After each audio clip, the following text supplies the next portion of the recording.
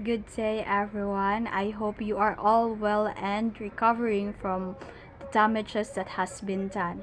The natural calamities we have experienced were really traumatizing. As we all know, an earthquake is a natural calamity that cannot be predicted by the few folks. On September 30 at 9:59 p.m., the northern Cebu was struck by the 6.9 magnitude earthquake, especially the city of Bogo, which is the said epicenter of the earthquake. Our house is located in Danao City where the shaking is noticeable. I was sleeping when the shaking happened. I woke up with the noise made by my mother and brother saying it is an earthquake. I was disoriented, like I was thinking, huh? What was happening? Because I just woke up and it didn't really sink into my mind right away that it is really an earthquake. I was panicking at that time and a bit emotional because I know how disastrous earthquake can be. They can even cost someone's life. I was really thankful that we are all safe. After that night, I checked my social media accounts to have information about the earthquake. I was shocked to discover that there were churches that collapsed due to the earthquake. I was sad that there were people who were trapped and died. I immediately contacted our relative who lives in Bourbon. Thankfully, they are okay.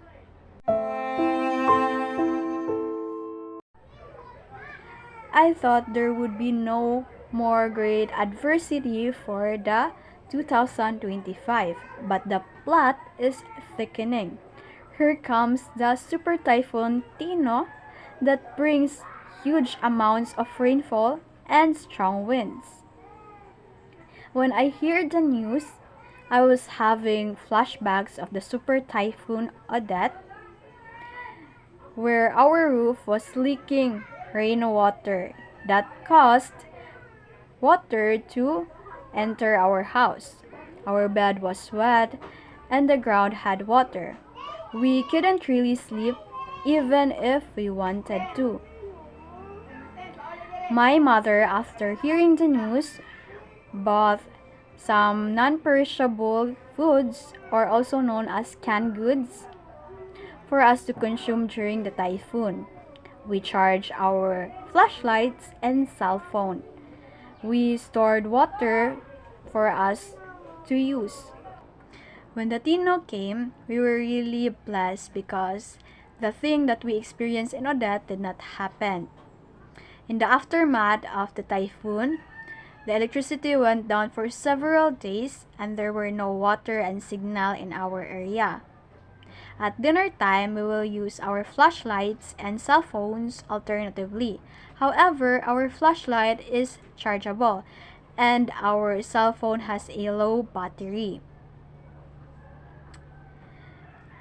So there was a time that we used candles to light.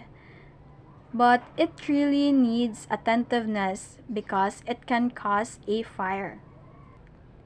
In terms of washing the plates, having a bath, and using the comfort room, we will minimize the usage of water because we don't know when everything will be restored. In addition, I was struggling to find a signal to have updates on school-related matters. I went to Sabang because my father told me that I could find a signal there. Yes, I was happy that my family was safe from the earthquake and the typhoon, but at the same time, I was sad because others had to go through these rough times where they lost their loved ones and had their valuable things damaged by the earthquake and washed away by the flood. However, I will always tell myself that better days are coming. I will always hold into that hope. I just realized that life is too short and you need to live your life to the fullest. I also learned to strengthen my trust and pray to Him that I hope everything will be alright soon.